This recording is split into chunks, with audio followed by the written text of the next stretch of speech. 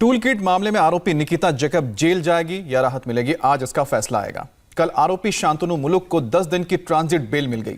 Tool kit case में जैसे जैसे दिल्ली पुलिस की जांच आगे बढ़ती जा रही है, नए नए चेहरे भी सामने आते जा रहे हैं।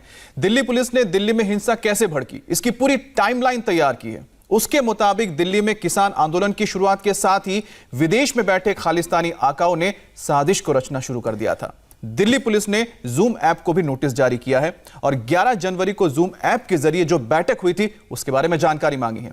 इस बैठक में निकिता जैकब, शांतनु और दिशा के साथ खालिस्तानी संगठनों के सदस्य भी शामिल थे।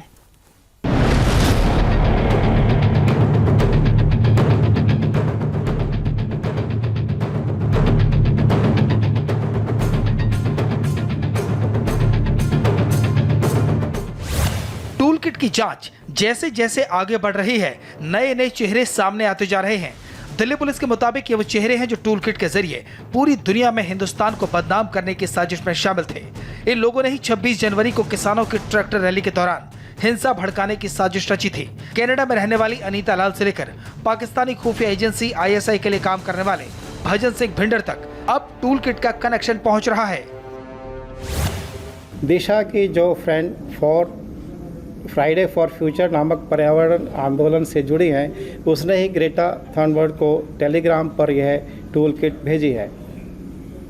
शुरुआती जांच में यह भी बात पता चल रही है कि फ़ोन का काफ़ी डेटा डिलीट किया जा चुका है और दिशा के टेलीग्राम चैट से यह भी बात पता चलती है कि 3 फरवरी को ओनर्स राइट लेकर टूल किट डॉक्यूमेंट से जुड़े अकाउंट और लिंक हटा दिए गए हैं।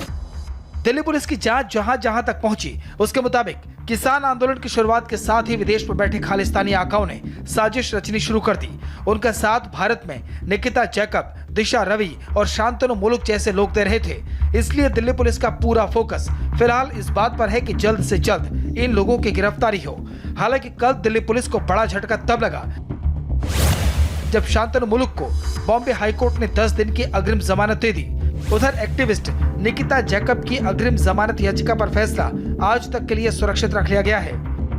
दिशा रवि की गिरफ्तारी के बाद से दिल्ली पुलिस को शांतनु मुलुक और निकिता जैकब की तलाश है, लेकिन ये दोनों पुलिस से छिपते फिर रहे हैं। निकिता की तरफ से कोर्ट में दलील दी गई कि टूल किट में कहीं भी हिंसा का जिक्र नहीं है, न ही लाल किले का जिक्र है। टूल किट बस किसान आंदोलन के बारे में लोगों को जागरूक करने के लिए बनाया गया था। दिल्ली पुलिस की तरफ से लगाया जा रहा है कि निकिता सीधे संपर्क में थी पीटर फेडरिक के, भजन सिंह भिंडर और अन्य लोगों के। क्या निकिता सीधे इनको जानती है? देखिए, अगर ऐसा दिल्ली पुलिस ने कहा है तो मुझे लगता है कि उनको एविडेंस सामने रखना चाहिए। बिना एविडेंस के कोई भी दलील है आप वकालत। मीटिंग में शामिल थे, जूम मीटिंग के दौरान ये वहाँ पर मौजूद है। स्पेशली पीटर फेडरिक जो है वो काफ़ी लंबे समय से एंटी इंडिया एक्टिविटीज़ में शामिल रहा है, सरकार का विरोध करता है। तो मुझे लगता है कि दिल्ली पुलिस को फिर ऑनेस्टली ये दलीलें सारे सब कुछ कोर्ट के सामने पेश करना चाहिए। निकिता के वकील भले ही अब अपने मौकिल का बचाव कर रही हों, लेकिन सवाल है कि जो लोग खालिस्तान समर्थक हैं, जो लोग पाकिस्तान के ISI के लिए काम करते हैं, उनका इस मीटिंग में क्या काम था? उनके साथ मीटिंग में निकिता क्यों शामिल होती थी? कॉन्स्पिरेसी के तहत ये कोशिश की गई थी कि अफवाह फैला करके और गलत चीज़ों लोगों को बता करके और एक दंगा क्रिएट करने का एक कॉन्स्पिरेसी थी। जो टूल किट जो लीक हुआ था उसके बाद ही हमें पता चला और उसके इन्वेस्टिगेशन चल रहा है, केस दर्ज है और उस केस के अंतर्गत सारा इन्वेस्टिगेशन हो रहा है। मीटिंग जूम ऐप पर होती थी, इसलिए दिल्ली पुलिस ने जूम को नोटिस भेजकर इनकी मीटिंग में शामिल होने वालों की जानकारी मांगी है। जूम पर एक साथ दिशा रवि, शांतनु मुलुक और निकिता जैकब के साथ कई लोग जुड़ते थे। इस मीटिंग में भजन सिंह भिंडर भी होता था, जो सीधे ISI से जुड़ा हुआ है और उसके साथ मिलकर कई आतंकी वारदातों को अंजाम दे चुका है। इस मीटिंग में पीटर फ्रेडरिक भी होता था, जो खालिस्तानी संगठन सिख इंफॉर्मेशन सेंटर से जुड़ा है। इसके साथ ही मीटिंग में अहमद धालीवाल होता था, जो खालिस्तानी आंदोलन को फंडिंग करता है। दरअसल जूम मीटिंग में ट्विटर पर तूफान लाने की तरकीबें तैयार की गई थीं। सोशल मीडिया पर सनसनी फैलाने के लिए 4 हैशटैग तैयार किए गए थे। दिशा ने व्हाट्सएप ग्रुप बनाया और साजिश में शामिल लोगों को उसमें जोड़ा। शांतनु मुलुक से टूल किट का ड्राफ्ट लेकर दिशा ने उसे एडिट किया। दिशा ने ही ग्रेटा थुनबर्ग से टेलीग्राम पर संपर्क किया। दिशा ने टूल किट वाला डॉक्यूमेंट ग्रेटा थुनबर्ग को भेजा था। इसके बाद ही ग्रेटा ने एंटी इंडिया प्रोपेगेंडा फैलाने वाला ट्वीट किया।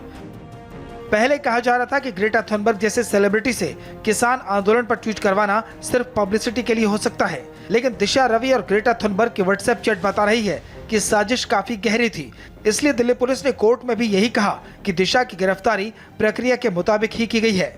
कानून 22 साल या 50 साल में फर्क नहीं करता। कानून ये उसमें 22 साल की उम्र का और 50 साल की उम्र में कोई उसमें डिफरेंस नहीं करती है। और हमने सारी चीज़ को देख लिया। उसको अंततः कोर्ट में पेश किया गया। कोर्ट में जो मेट्रोपॉलिटन मजिस्ट्रेट हैं उसको गिरफ्तारी को सही मानते हुए उसको पुलिस हिरासत में 5 दिन के लिए दिया। तो ये जो लोग कहते हैं कि गिरफ्तारी में कोई कमी रही है वो बिल्कुल मिथ्या है। धीरे धीरे अब एंटी इंडिया कॉन्स्पिरेसी के सारे चैप्टर खुल रहे हैं। किसान आंदोलन के बहाने भारत विरोधी स्क्रिप्ट के सारे राइटर, एक्टर, डायरेक्टर एक्सपोज हो रहे हैं। किसने कहां से कौन सी साजिश रची, सबके राज खुल रहे हैं।